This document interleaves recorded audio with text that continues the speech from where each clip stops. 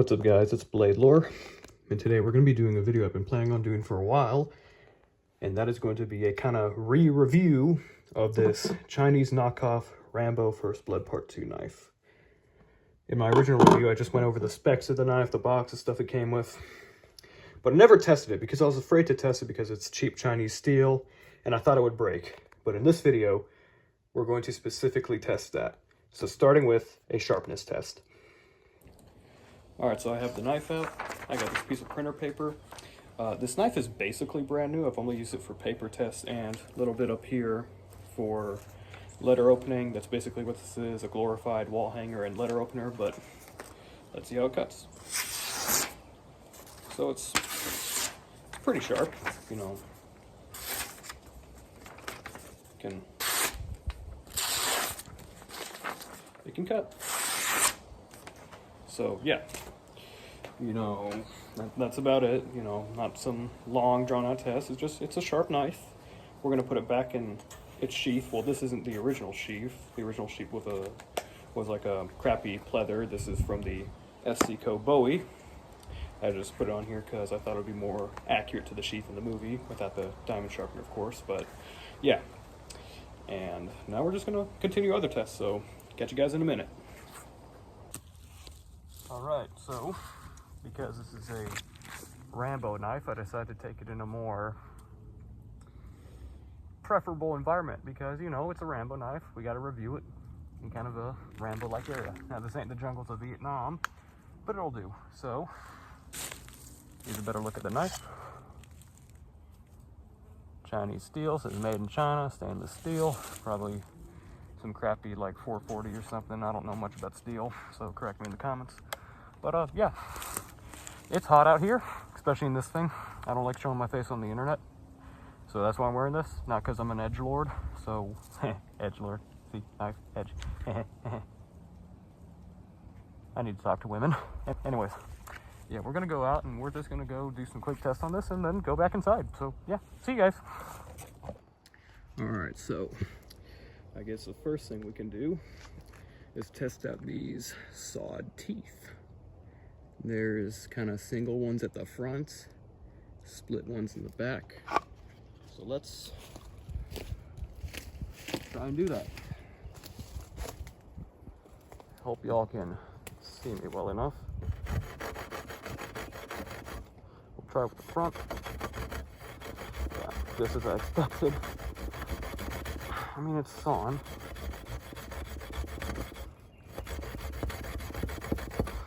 But like, not really good. I don't know if you can see that. It's just kind of notching. So this is still a pretty live piece of wood. We're gonna wrap my hand around this, and now we're gonna do what I've been afraid of doing, a chop test.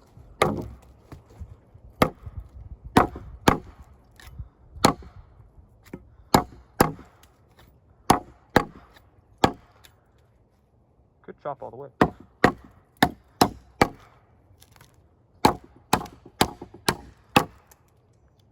Dang, this is... Why was I afraid to review this?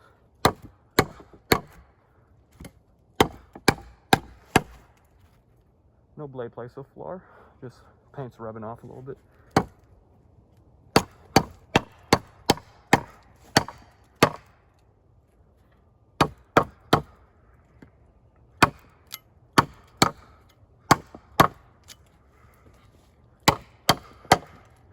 I would chop it in half, but you know, we got to get this thing going. So here's the chops. I don't know if you can see that. Yeah, you can. So overall, pretty good knife. If I can just get the leather out. This grip is pretty good with the paracord. So on to the next thing. Probably gonna get that out. All right, so if I can, I'm gonna find a stick I can use to just kind of show the kind of whittling power of this, I guess. Let me get some good stick. Y'all just hang tight. Yeah, I found one. I'm just gonna use this stick right here. Roll up my sleeves.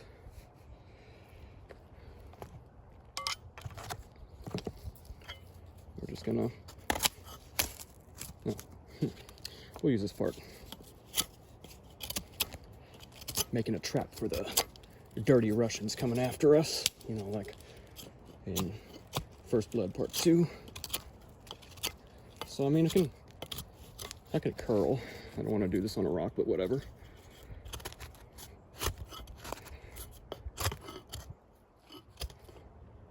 Well, I don't know if I'm doing it right, but there we go. Here are the curls. That's kind of where it cut.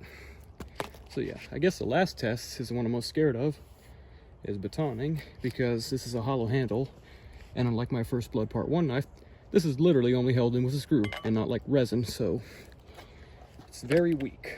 At least that's what most of these knives are, so let's hope I don't break a $40 knife, which doesn't sound expensive to y'all, but for a high schooler on a budget, it's pretty expensive. That's why I only review budget blades, because I can only afford them, but I got some good ones. But yeah, catch you guys in a minute.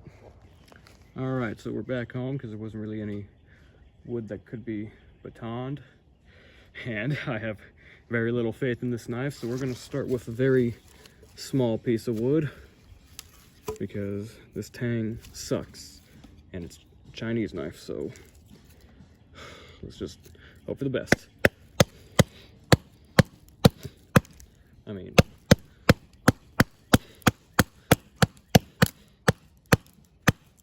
I really hope this knife can. Oh, it broke my baton. Well, we'll just use this. Very unprofessional. I don't know where my, well, actually here, this will work.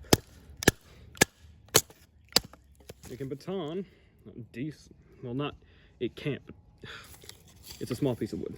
So, yes, technically could, but I really have zero faith. Here's a,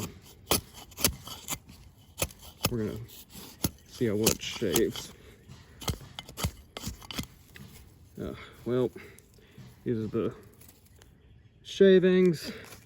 Sorry if this part's kind of fast, you know, I really don't want to break this knife, so there's not much to really do. It's not a torture test. It's just seeing how well this knife can do in the field. And, yeah, I mean, it did better than I expected. I expected it to, the blade to kind of snap or chip very bad at the chopping, but it did better.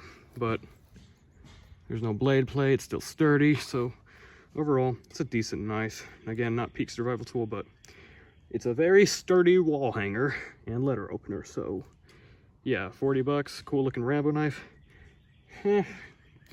Usable in theory, not an abuse. It's definitely not a long-term knife, but it's long-term display, and that's what I got it for.